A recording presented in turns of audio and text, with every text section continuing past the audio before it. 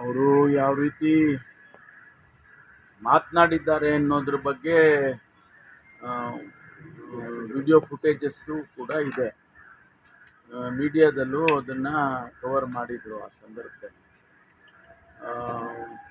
ಈಗ ಅವರು ಮಾತು ಬದಲಾಯಿಸ್ತಾ ಇದ್ದಾರೆ ಅಂತಂದರೆ ಅದನ್ನು ಯಾವ ರೀತಿ ನಾವು ಅದು ತಗೋಬೇಕು ಅನ್ನೋದು ಗೊತ್ತಾಗೋದಿಲ್ಲ. ಆದರೆ ಇಷ್ಟಂತೂ ನಿಜ, ಅವ್ರ ಮನೆಗೆ ಹೋಗಿದ್ದರು, ವಿಜಯೇಂದ್ರ ಅವರು ಆಫರ್ ಮಾಡಿದರು.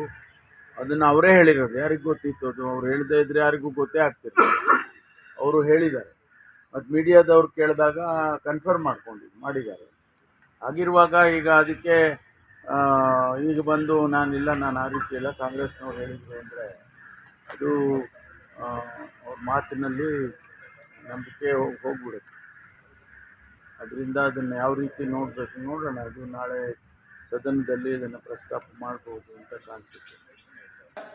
ಇದಕ್ಕೇನಾದ್ರು ಅರ್ಥ ಇದೆಯಾ? ಬಿಜೆಪಿ ಸರ್ಕಾರ ಇದ್ದಾಗ ಅವ್ರು ಕೊಟ್ಟಂತ ವರದಿನ ಕಾಂಗ್ರೆಸ್ ಮುಖಂಡರನ್ನ ಕಾಪಾಡಿ ಅಂತೇಳಿ ನಾನ್ಯಾಕೆ ಅವ್ರ ಮನೆ ಬಾಗಿಲಿಗೆ ಹೋಗ್ಬೇಕು?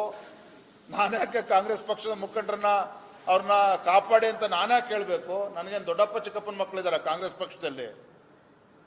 ಮಲ್ಲಿಕಾರ್ಜುನ್ ಖರ್ಗೆ ಅವರು ಪ್ರಿಯಾಂಕಾ ಖರ್ಗೆ ಅವರು ಮಾತನಾಡಿರ್ತಕ್ಕಂಥದ್ದು ಕೂಡ ಅರ್ಥಹೀನ.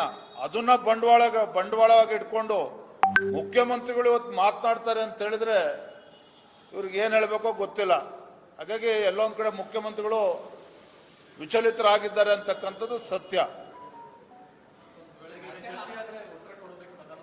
ಕೊಡ್ತೀನಿ, ಒಳ್ಳೆ ಕತೆ ಅಲ್ಲ.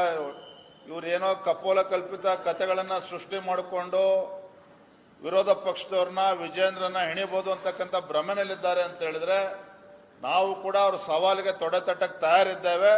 ಅವರ ಪ್ರಶ್ನೆಗಳ ಉತ್ತರವನ್ನು ಕೂಡ ನಾವು ಕೊಡ್ತೇವೆ.